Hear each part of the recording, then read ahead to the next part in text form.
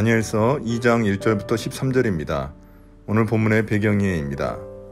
오늘 말씀에 등장하는 꿈으로 인한 왕의 범위는 창세기 요셉 이야기에서도 볼 수 있습니다. 창세기에서 요셉은 이집트 바로의 꿈을 해석하여 총리 자리에 오르게 됩니다. 오늘 말씀도 비슷합니다. 느부갓네살 왕은 자신이 꾼 꿈이 특별한 의미가 있음을 알지만 해석할 수 없어 괴로워합니다. 그러나 바벨론의 점성가들은 그의 꿈 내용을 맞추지 못합니다. 이로 인해 바벨론 지혜자들이 모두 죽을 위기에 처하게 되는데 그때가 오히려 다니엘이 등장할 환경이 만들어집니다. 2장 1절부터 3절입니다. 느부갓네살의 꿈과 번뇌. 느부갓네살은 왕위에 오른 지 2년이 되는 해에 꿈을 꾸고서 마음이 답답하여 잠을 이루지 못하였다. 그래서 왕은 꾼 꿈을 알아내려고 마술사와 주술가와 점쟁이와 점성가들을 불러들이라고 명령하니 그들이 와서 왕 앞에 섰다. 왕이 그들에게 말하였다. 내가 꿈을 하나 꾸었는데 그 꿈을 알 수 없어서 마음이 답답하다. 느부갓네살 왕이 2년째 되던 해에 어떤 꿈 때문에 답답해서 잠을 이루지 못합니다. 고대 세계에서 왕의 꿈은 나라의 운명과 관련된 중요한 영역이었습니다. 이에 왕은 나라의 마술사, 주술사들을 불러 자신의 속마음을 이야기합니다. 가뜩이나 집권 초기인지라 마음이 불안했던 것입니다. 문제는 왕 자신도 자신의 꿈을 잘 기억하지 못한다는 것입니다. 한편 1절에서 느부갓네살 통치 2년이란 1장에서 다니엘이 3년의 교육기간을 거친 것을 볼 때 어울리지 않는 것 같습니다.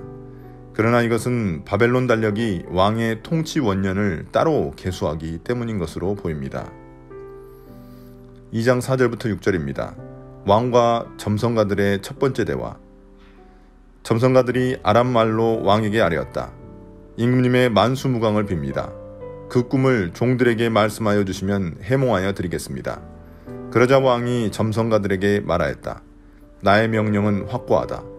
너희가 그 꿈의 내용과 해몽을 나에게 말해주지 못하면 너희의 몸은 토막이 날 것이며 너희의 집은 쓰레기 더미가 될 것이다. 그러나 너희가 그 꿈의 내용과 해몽을 말해주면 내가 너희에게 선물과 상과 큰 명예를 주겠다. 그러니 그 꿈과 그 해몽을 나에게 말하여라. 왕이 점성가들을 부르자 그들은 왕이 꿈을 알려주면 해석해드리겠다고 말합니다. 그러자 왕은 먼저 자기 꿈의 내용을 알아맞혀보라고 요구합니다. 만약 맞추지 못하면 처참하게 처형하겠다고 말합니다. 그러나 만약 꿈의 내용을 알아맞추고 해석까지 한다면 크게 보상하겠다고 말합니다. 왕은 꿈의 해석만 가지고는 그 해석이 참인지 거짓인지 판단할 길이 없다고 본 것입니다. 그런데 그 꿈의 내용도 알아맞춘다면 그 해석 또한 신뢰할 수 있다고 본 것입니다. 왕의 입장에서는 잘못된 해석은 왕과 나라의 운명에 치명적일 수 있기 때문입니다.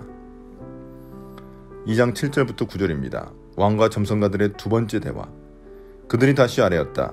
임금님께서 그 꿈을 종들에게 말씀하여 주시면 해몽해 드리겠습니다. 왕이 호령하였다. 과연 내가 생각한 대로구나.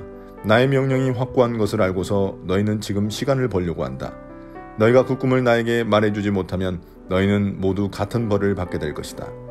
너희가 시간이 지나면 사태가 바뀌겠거니 하면서 내 앞에서 터무니없는 거짓말을 하기로 함께 모의한 줄을 내가 모를 듯 싶으냐. 이제 그 꿈을 나에게 말하여라. 그러면 너희가 나에게 해몽도 하여 알려줄 수 있을 것으로 알겠다. 그러나 점성가들은 또다시 왕에게 꿈의 내용을 먼저 알려달라고 요구합니다. 그러자 왕은 이들이 시간을 벌기 위해 술수를 부린다고 더욱 화를 냅니다. 꿈의 내용을 알면 어떤 식으로든 해석은 가능합니다.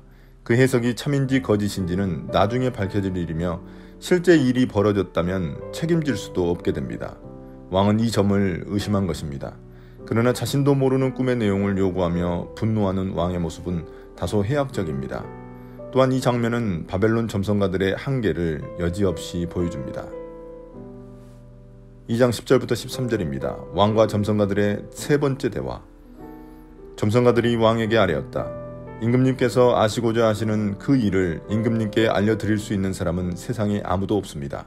일찍이 그 어떤 위대한 왕이나 통치자도 마술사나 주술가나 점성가들에게 이와 같은 일을 물어본 적이 없습니다. 임금님께서 물으신 것은 너무 어려워서 육체를 가진 사람과 함께 살지 않는 신들이라면 몰라도 아무도 그 일을 임금님께 알려드릴 수 없습니다. 이 말을 듣자 왕은 성이 나서 크게 화를 내며 바벨론의 지혜자들을 모두 죽이라는 명령을 내렸다. 명령이 공포되니 지혜자들이 죽게 되었다. 사람들은 다니엘과 그의 친구들도 지혜자들과 함께 죽이려고 찾았다. 점성가들은 위기에 처하자 왕의 요구에 이의를 제기하며 다시 한 번 더 생각해 주기를 부탁합니다. 그들은 왕의 요구대로 꿈의 내용을 말할 수 있는 사람은 세상에 아무도 없다고 단언하며 어떤 왕도 그러한 요구를 하지 않았다고 항변합니다. 그러나 이러한 점성가들의 호소는 왕의 분노를 더욱 자극할 뿐이었습니다. 그래서 왕은 바벨론의 지혜자들을 모두 죽이라는 명령을 내립니다. 당시 바벨론은 점성술이 많이 발달되어 점성가들을 포함한 학문에 능한 자들을 모두 나라의 지혜자라고 부르며 왕의 좋은 자 역할을 맡겼습니다. 이에 지혜자 그룹에 속했던 다니엘과 그의 친구들도 죽음의 위기에 처하게 됩니다. 그러나 이러한 위기는 오히려 다니엘의 하나님이 어떤 능력을 가지신 분인지 드러내는 배경을 마련해 줍니다.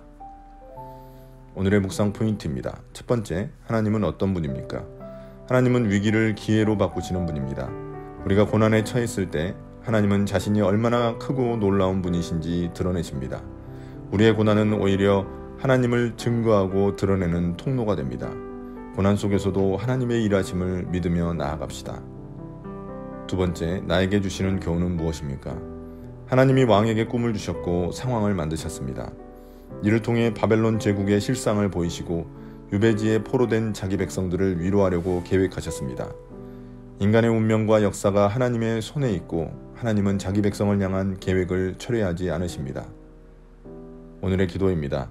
주님, 유배지에서도 포기하지 않고 하나님 백성을 향한 뜻을 이뤄가시는 것을 봅니다. 우리가 사는 세상이 아무리 어두울지라도 그 속에서도 우리를 향해 하나님 나라가 이루어지고 있음을 믿게 해주십시오. 예수님 이름으로 기도드립니다. 아멘.